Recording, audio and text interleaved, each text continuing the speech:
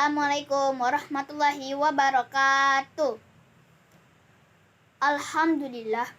Wassalatu wassalamu asrofil anbiya wal mursalin wa ala alihi wa sahbihi ajmain, amma ba'du. Izinkan saya untuk cerita tentang Nabi Adam alaihissalam dan Hawa. Tahukah kamu siapa manusia pertama yang diciptakan oleh Allah Subhanahu wa Ta'ala? Yaitu Nabi Adam alaihissalam. Allah menciptakan Nabi Adam dari tanah. Dan Allah mengajarkan nama-nama benda kepada Adam. Setelah itu Allah memerintahkan malaikat dan iblis bersujud kepada Adam. Malaikat pun bersujud kepada Adam. Namun iblis tidak mau bersujud. Ia tidak mau bersujud karena merasa lebih mulia daripada Adam. Allah pun murka kepada iblis dan melemparkannya ke neraka. Sejak saat itu, iblis sangat dendam kepada Adam. Iblis pun bersumpah akan menggoda Adam dan keturunannya agar ikut menemaninya di neraka. Kemudian Allah menyuruh Adam untuk tinggal di surga. Allah pun menciptakan Hawa untuk mendampingi hidupnya. Mereka pun tinggal di surga dengan segala kenikmatan yang Allah berikan kepada mereka. Namun Allah berpesan agar Adam dan istrinya menjauhi sebuah pohon khuldi dan tidak memakan buahnya. Karena pohon itu akan menyebabkan Adam dan Hawa celaka. Allah pun berpesan agar Adam dan Hawa berhati-hati dengan rayuan iblis. Iblis tidak senang dengan kehadiran Adam dan istrinya di surga, sehingga ia akan mencari cara untuk mengusir Adam dari surga. Melihat Adam dan Hawa yang tinggal di surga dengan segala kenikmatan yang diberikan Allah, iblis pun iri. Dengan ramah dan ucapan yang santun, iblis mulai menarik perhatian Adam dan Hawa. Iblis mencoba membujuk Adam dan Hawa agar melanggar larangan Allah. Adam pun tergoda dan mulai mendekati pohon khuldi. Pohon ini sangat indah. Buahnya juga rasanya sangat lezat, kata iblis. Oh begitu ya, tapi Allah telah melarangku mendekati pohon ini dan memakan buahnya, kata Adam. Adam, tahukah kamu mengapa Allah melarangmu memakan pohon ini? Tanya iblis mulai merayu Adam. Tidak, jawab Adam. Jika memakan buah pohon ini, kamu akan menjelma menjadi malaikat dan hidup kekal. Kamu ingin hidup kekal di surga kan? Tanya iblis. Jika ingin menjadi malaikat dan hidup kekal di surga, makanlah buah pohon ini. Ayo, jangan ragu-ragu. Iblis terus membujuk Adam. Ia mengeluarkan segala kemampuan merayunya agar Adam tergoda. Adam pun mulai goyah. Iblis tersenyum dan terus merayu Adam. Akhirnya Adam dan Hawa makan buah tersebut. Sementara itu, iblis tertawa senang karena Adam melanggar larangan Allah Subhanahu wa Ta'ala. Setelah memakan buah itu, Allah menegur mereka. Adam, Hawa, mengapa kalian melanggar laranganku? Bukankah aku sudah mengingatkan kalian bahwa iblis itu adalah musuh kalian? Kata Allah. Adam sangat terkejut. Ia baru sadar bahwa ia diperdaya oleh iblis. Adam pun segera memohon ampun kepada Allah Subhanahu wa Ta'ala. Allah pun mengampuni dan menerima tobat mereka. Namun karena telah melanggar perintah Allah, Allah menghukum Adam dan Hawa.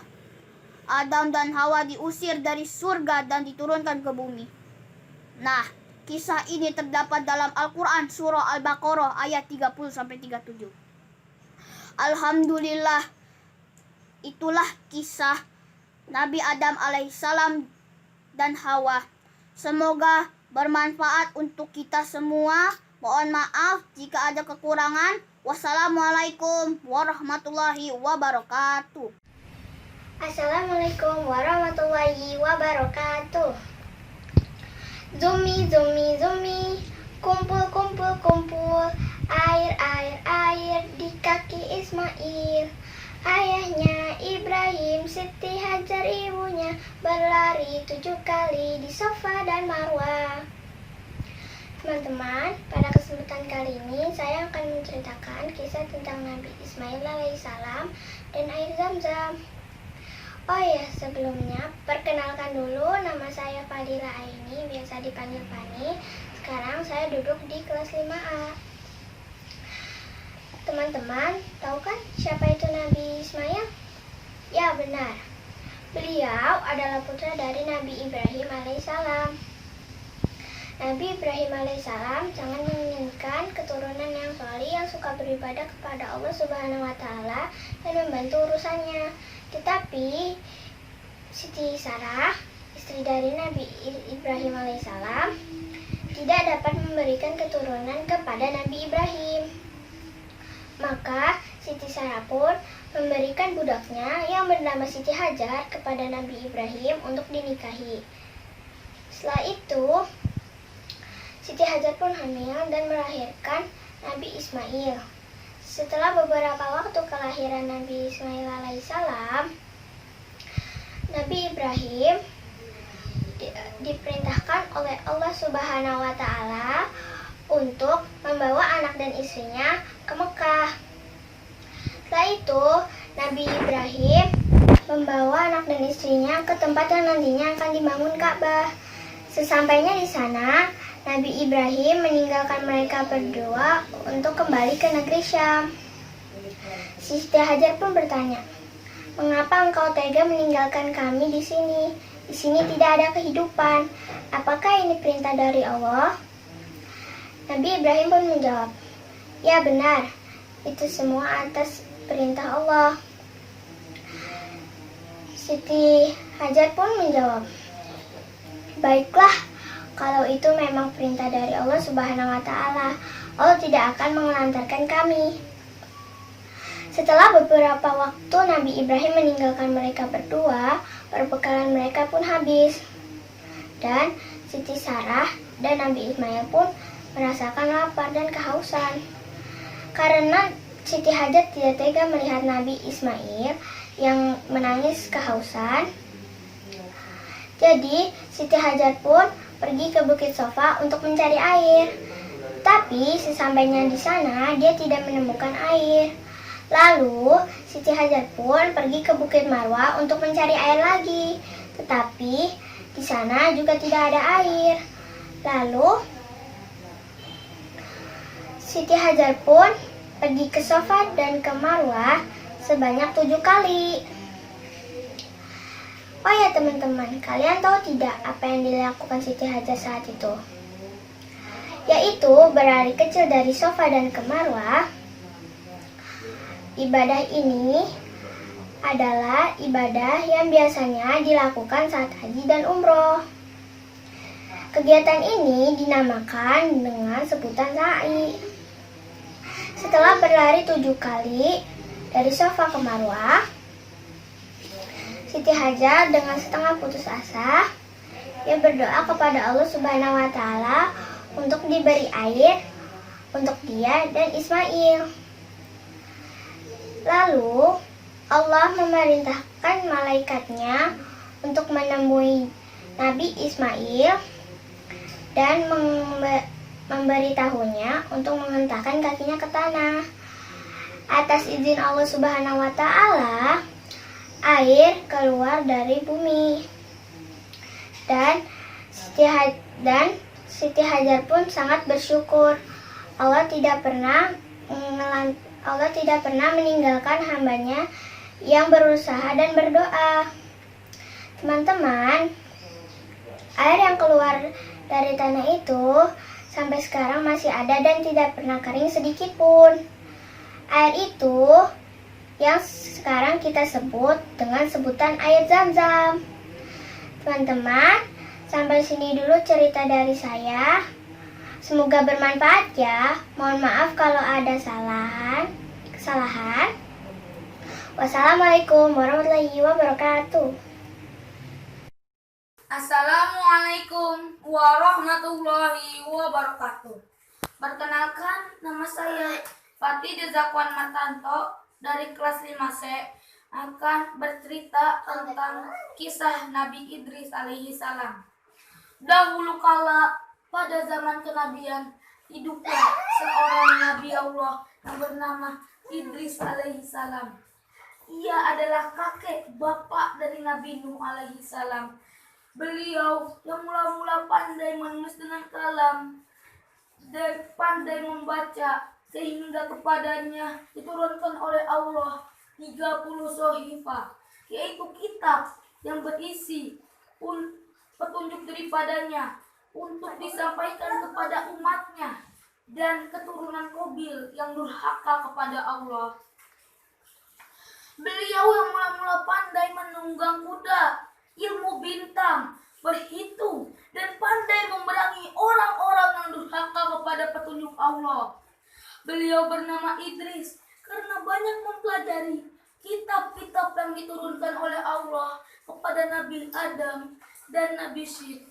Beliau pula lah yang mula-mula pandai menggunting pakaian, menjahit, dan sedangkan sebelum itu manusia menggunakan pakaian dari kulit binatang. Beliau tidak lalai sedikit pun mengingat Allah, walaupun sedang sibuk menghadapi soal-soal kepentingan sehari-hari. Beliau mempunyai kekuatan yang hebat, bertabiat gagah, berani, sehingga kepadanya diberikan gelar Asadul Usud, yang artinya singa dari segala singa. Karena Idris dengan gagahnya dapat memerangi orang-orang yang durhaka kepada Allah. Allah telah memberikan kepadanya derajat yang tinggi, sebagaimana firman Allah dalam Al-Quran surat Maryam ayat 56 sampai 57, yang artinya, dan ceritakanlah hai Muhammad kepada mereka kisah Idris yang tersebut di dalam Al-Quran. Sesungguhnya ia adalah seseorang yang sangat membenarkan dan seorang nabi yang kami telah mengangkat ke martabat yang lebih tinggi. Wassalamualaikum warahmatullahi wabarakatuh. Assalamualaikum warahmatullahi wabarakatuh. Saya akan menceritakan kisah Nabi Yusuf alaihissalam. Bismillahirrahmanirrahim. Nabi Yusuf alaihissalam adalah nabi dari kalangan Bani Israel. Ia merupakan anak bungsu dan anak sayangan Nabi Yakub alaihissalam. Ketika malam hari, ia bermimpi melihat 11 bintang, bulan, dan matahari bersujud kepadanya. Ia juga menceritakan mimpinya kepada ayahnya. Tapi Nabi Yakub alaihissalam tidak memperbolehkan Nabi Yusuf menceritakan mimpinya kepada siapapun. Keesokan harinya, dalam perjalanan, Nabi Yusuf dibuang ke sumur yang dangkal oleh saudara-saudara, karena saudara-saudaranya iri kepada Nabi Yusuf. Beberapa hari kemudian, musafir datang mengambil air dan menemukan Nabi Yusuf. Kemudian Nabi Yusuf dipaksa bekerja, dan Nabi Yusuf pun dijual ke penguasa Mesir. Nabi Yusuf dipenjara karena difitnah telah menggoda majikannya. Beberapa hari kemudian, Nabi Yusuf terbebas dari penjara karena telah menerjemahkan mimpi raja. Dan Nabi Yusuf pun diangkat menjadi raja Mesir. Alhamdulillah, ternyata Kisah Nabi Yusuf pun selesai. Wassalamualaikum warahmatullahi wabarakatuh. Assalamualaikum warahmatullahi wabarakatuh. Dalam rangka memperingati HUT RI ke-75, saya Rizky Yusuf dari kelas 5B akan ikut berpartisipasi dalam lomba bercerita tentang kisah Nabi.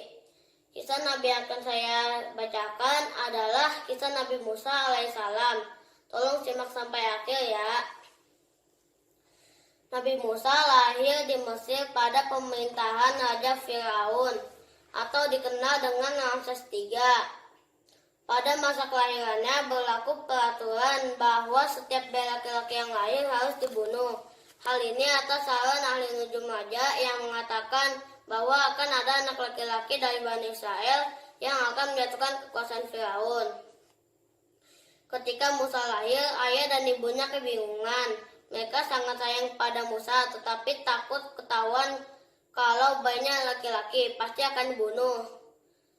Kemudian Yukabat menerima ilham dari Allah agar melanjutkan Musa ke sungai Nil dengan meletakkannya di dalam peti yang tahan air. Musa kecil pun dihanyutkan ke sungai. Yukabat menyuruh kakak Musa untuk mengikuti kemana peti itu hanyut. Ternyata peti itu ditemukan oleh istri Firaun Asy'ah. Ketika mengetahui di dalam peti itu ada anak laki-laki yang sangat lucu, Asy'ah senang bukan main. Dia membawanya ke dalam istana untuk jadikan anak angkatnya. Awalnya Firaun tidak setuju dengan niat istrinya untuk mengangkat anak Musa. Dia tetap ingin membunuhnya. Namun berkat bujukan istrinya, akhirnya Firaun pun setuju. Untuk menyusui Musa dicarikanlah perempuan yang bersedia. Namun dari semua perempuan yang datang ke istana, tidak ada yang bisa menyusui Musa. Musa selalu menolak dan menangis. Akhirnya datanglah seorang perempuan yang ternyata Yukabat, ibu Musa sendiri. Akhirnya Musa pun mau menyusup pada Yukabat karena dia adalah ibunya sendiri. Yukabat mendapat tugas untuk menyusui Musa hingga besar. Hal ini sudah diatur oleh Allah agar Nabi Musa terhindar dari kemusyrikan di istana Firaun. Tinggal di istana beserta raja dan permaisurinya membuat Musa tumbuh menjadi pemuda yang cerdas dan pemberani. Dia memiliki banyak ilmu dan tampak tanda-tanda kenabian pada dirinya. Suatu hari dia keluar jalan-jalan keluar istana. Dia melihat ada dua orang yang sedang berkelahi, yaitu seorang dari suku Kipti dan seorang dari Bani Israel. Musa berusaha melerai pertengkaran itu, tetapi orang Kipti tidak mau dan marah kepada Musa. Musa pun marah dan memukulnya. Sekali pukul orang itu mati. Kabar kematian orang Kipti oleh Musa terdengar sampai ke telinga Firaun. Firaun marah karena yang terbunuh adalah dari suku Firaun. Dia menyuruh pengawalnya untuk menangkap dan menghukum Musa. Musa pun takut dan memutuskan untuk meninggalkan Mesir. Dia melarikan diri ke Madian yang ditempuh selama 8 hari.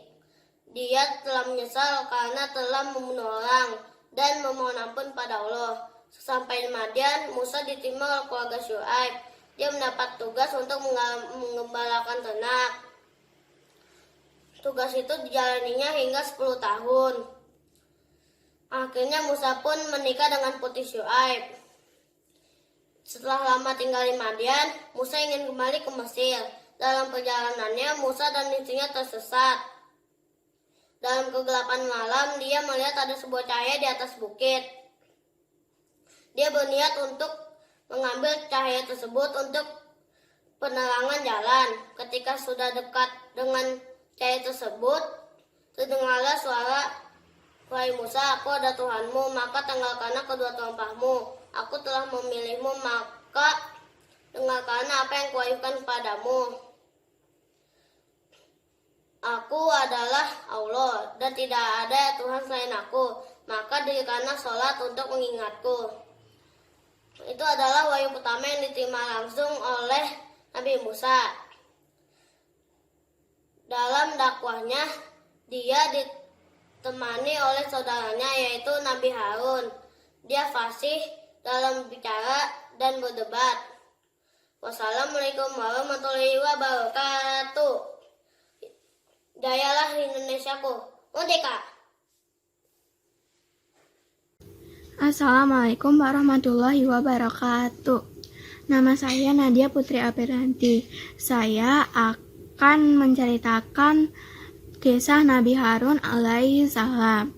Nabi Harun menyuruhkan agar rakyatnya beriman kepada Allah. Dia pun mengajak Fir'aun agar beriman kepada Allah, tetapi Fir'aun menolaknya.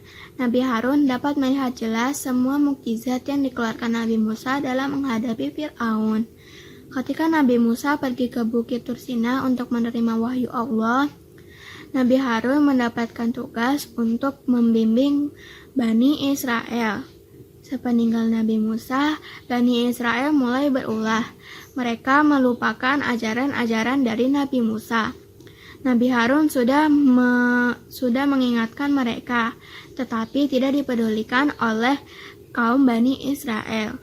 Gerakan sesat ini dipimpin oleh Samiri. Ia membuat patung sapi emas dan menyembahnya sebagai Tuhan. Kaum Bani Israel mengikuti ajakan Samiri. Nabi Harun sudah mengingatkan mereka akan azab Allah jika mereka menyembah patung. Sepulang dari Bukit Tursina, Nabi Musa marah. Nabi Harun sudah menjelaskan ke mereka, tetapi tidak didengarkan oleh mereka. Nabi Harun dan Nabi Musa mulai memohon ampun kepada Allah atas perilaku kaumnya. Nabi Musa mulai menjatuhkan hukuman kepada Samiri. Patung sapi buatan Samiri dibakar dan dibuang ke laut. Nabi Musa menyuruh agar kaumnya tobat kepada Allah. Allah menyuruh Nabi Musa untuk mengajak 70 orang ke Bukit Tursina. Di gunung itu, Nabi Musa menerima wahyu dari Allah. 70 orang itu mendengar Nabi Musa menerima wahyu, mereka pun ingin mengetahui wujud Allah. Mereka tidak ingin beriman kepada Allah sebelum melihat wujud Allah. Atas kekurangan ajaran mereka, Allah mengirimkan halilintar yang menyambar dan mematikan mereka. Nabi Musa memohon agar 70 orang itu dihidupkan kembali. Mereka adalah orang terbaik di kaum Bani Israel.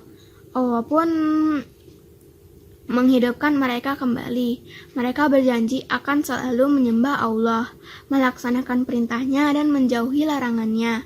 Sekian dari saya. Wassalamualaikum warahmatullahi wabarakatuh.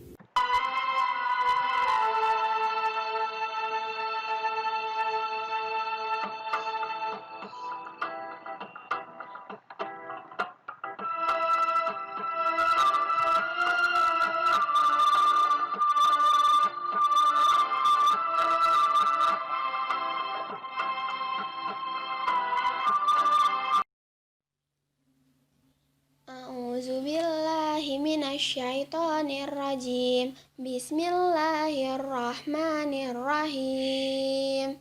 Kaf ya ayan sad. Zikru rahmati rabbika abdahu Zakaria iznada rabbahu nidaan khafiya. Qala rabbi inni wahanal azmu minni washta'ala ar-ra'su syaiba walam akum bidu'aika rabbi syaqiya. Wa inni hiftul mawaliya min warai wa kanat imraati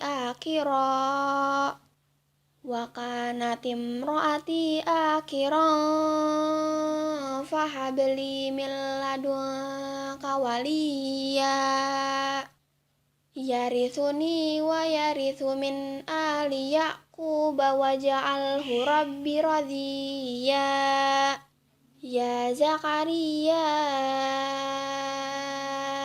inna nubashiruka bigulamin ismuhu Yahya. Bigulamin ismuhu Yahya lam naj'al lahu min qablu samiyya. Shadaqallahul azim. Assalamualaikum warahmatullahi wabarakatuh. A'udzu billahi minasy syaithanir rajim. Bismillahirrahmanirrahim. Kafha ya ain shad. Zikru rahmati rabbika abdahu Zakaria idnada rabbahu nidaan khafiyya. Qala rabbi inni wahanal azmu minni washta'ala ar-ra'su syaiban walam akum bidu'aika rabbi syaqiyya. Wa inni khiftul mawaliya min warai wa kanat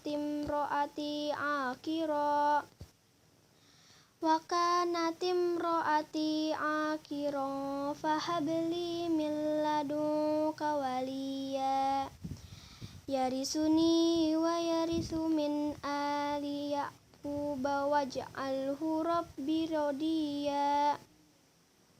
Ya Zakaria, inna nubashiruka bigulamin ismuhu Yahya.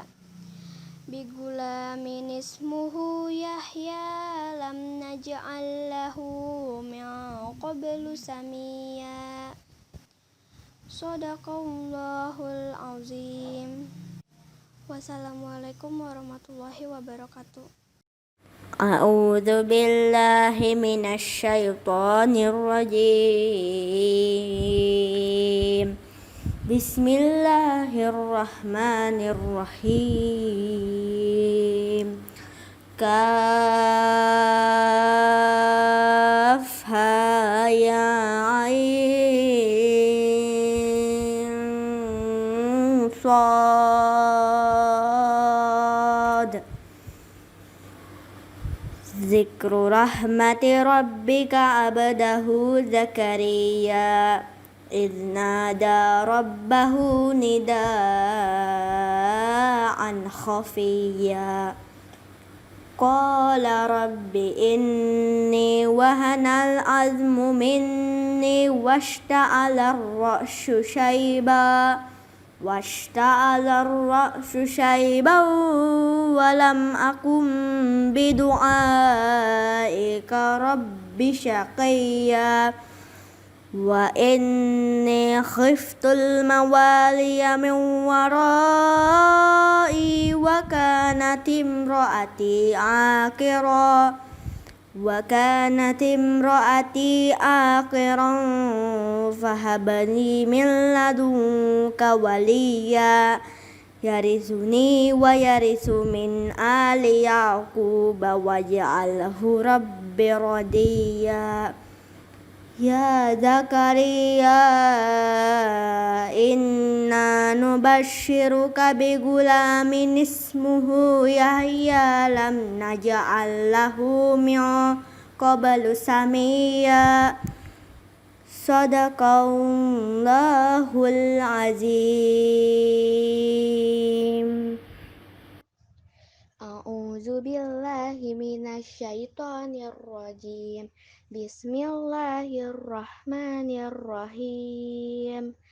Kafha ya ain shad.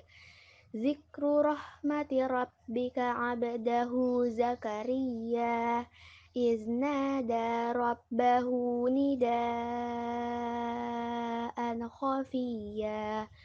Qala rabbi inni wahanal azmu minni washta'ala ar-ra'su syaiba واشتعل الرأس شيبا ولم أكن بدعائك رب شقيا وإني خفت الموالي من ورائي وكانت امرأتي آكرا فهب لي من لدنك وليا يرثني ويرث من آل يعقوب واجعله ربي رضيا يا زكريا إنا نبشرك بغلام اسمه يحيى لم نجعل له من قبل سميا صدق الله العظيم. A'udzu billahi minasyaitonir rajim. Bismillahirrahmanirrahim. Kaf ha ya ain sad. Zikru rahmati rabbika abdahu Zakaria idh nada rabbahu nidaan khafiyya qala rabbi inni wahanal azmu minni washta'alar ra'su shayba walam akum bidu'aika rabbi shaqiyya wa inni khiftul mawaliya min warai wa kanatim ro'ati akira fahab li min ladunka waliya yarisuni wa yarisu min ali Ya'qub waj'alhu rabbi radiya ya Zakaria inna nubashiruka bigulamin ismuhu Yahya lam naj'al lahu min qablu samiyya Shadaqallahul azim. Assalamualaikum warahmatullahi wabarakatuh. Surat Maryam ayat 1-7. A'udzu billahi minasyaitonir rajim. Bismillahirrahmanirrahim. Kaf ha ya ain sad. Zikru rahmati rabbika abdahu Zakaria idh nada rabbahu nidaan khafiyya qala rabbi inni wahanal azmu minni washta'alar ra'su shayban walam akum bidu'aika rabbi shaqiyya wa inni khiftul mawaliya min warai wa kanat imraati aqiran fahab li min ladunka waliya yarithuni wa yarithu min ali Ya'qub waj'alhu rabbi radiya ya Zakaria inna nubashiruka bigulamin ismuhu Yahya lam naj'al lahu min qablu samiyya Shadaqallahul azim. Wassalamu alaikum warahmatullahi wabarakatuh.